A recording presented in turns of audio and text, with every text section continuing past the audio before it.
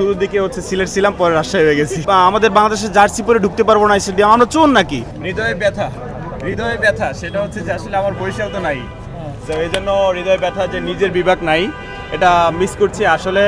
আমাদের তো আমরা সবসময় অপেক্ষা করি যে আমাদের বিপিএলটা জমজমাট হবে, তো নিঃসন্দেহে হচ্ছে বিপিএলে কুমিল্লা এবং হচ্ছে বরিশাল এই টিমগুলো থাকলে অনেক ঝাঁকজমক হয়, ওই ব্যাপারটা সম্পূর্ণ মিস করছি। এবং আজকে কার সাপোর্টার ছিলেন? আজকে সাপোর্টার শুরুর দিকে হচ্ছে সিলেট ছিলাম, পরে রাজশাহী হয়ে গেছি। আচ্ছা, আসলে আপনি তো সবসময় রাইট কথাবার্তাগুলো বলেন আর কি। বাংলাদেশের আসলে কি ভারত যাওয়া উচিত এই মুহূর্তে?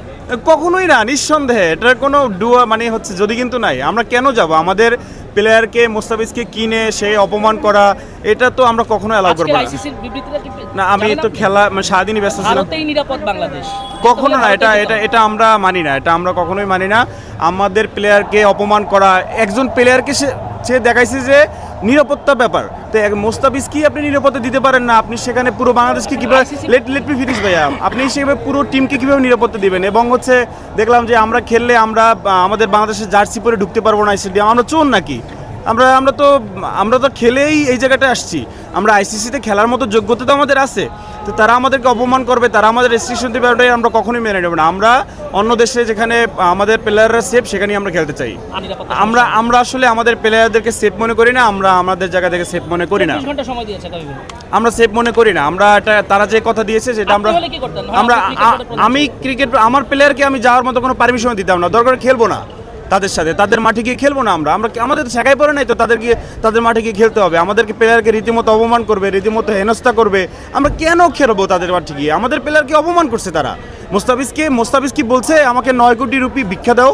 মোস্তাফিজ স্যার নিজের যোগ্যতা বলে ওই জায়গাটা গেছে, তো আপনি নিয়ে এখন খেলবেন না, এখন খেলাবেন না, আপনি রাজনৈতিক ইস্যু টানবেন সেখানে। এখন আমরা পুরো টিম গিয়ে কেন খেলবো? আমি বিসিবির প্রধান বস হলে আমি ডিরেক্ট বলে দিতাম, আইসিসি হোক আর যাই হোক, আমি ওদের গিয়ে খেলবো না মানে খেলবো না, আমি আমার জায়গায় এটাই বলতাম।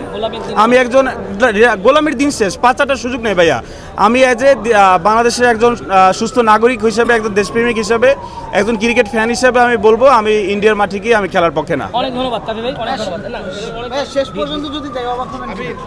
জি ভাইয়া, যদি বাংলাদেশ যায়, বাংলাদেশ যায় অবাক হবেন কিনা? না, নিঃসন্দেহে আমি অবাক হবো, এবং এটা শিওর করে বলতে পারি। এখন বলবেন যে ভাইয়া এটা তো আপনার চাওয়া পাওয়া উচিত না, আপনি বাংলাদেশ টিম যাক, দেখবেন অনেক বিচ্ছিন্ন ঘটনা ঘটবে, আল্লাহ না করুক। বাংলাদেশ ক্রিকেট ক্ষতিগ্রস্ত হবে কিনা?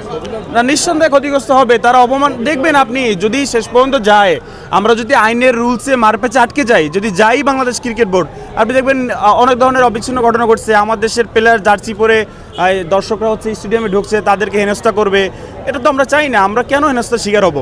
বিপিএল ফাইনালে কাকে সাপোর্ট করবেন? এখন তো কোনটা গেল? রাজশাহী গেল আর রাজশাহী চট্টগ্রাম দুইটাই সাপোর্ট।